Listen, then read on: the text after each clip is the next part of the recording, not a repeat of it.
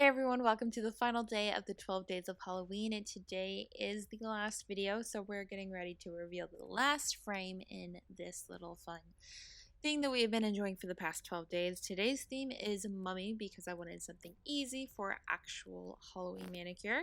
So I'm going to be starting off with some white nail polish. Today I am using China Glaze's White on White, which covers in about 2 coats, and I do realize it's like disappearing into the background. But here is 2 coats of that. And then for the rest of the art, I'm actually going to be using a black acrylic paint and a teeny tiny bit of white acrylic paint, but mainly black because it is a mummy. So first, we're going to create this like uneven triangle going across the middle of my nail, or just a little bit higher than middle, because this is where we're going to put the mummy eyes. And then for the rest of the space, we're just going to like put some lines going every which way to create the like mummy wrap like look. So you do not want these to be perfect, and you want them to change directions every now and then to just give it a little bit more of a realistic like look.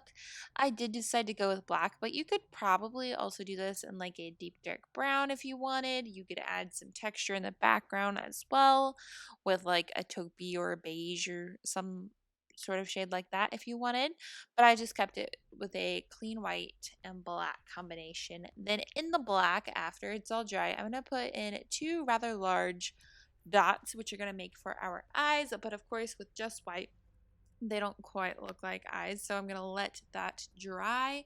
And then I'm going to use my smaller dotting tool with some black acrylic paint and a dot in the lower left, no, the lower right corners of the eyeballs. You can do it whichever way you want, but this is kind of going to set the direction of which your mummy is looking. So just think about that, so they look like they're looking the right direction and they're not cross-eyed, or hey, cross-eyed could be fun too for this manicure.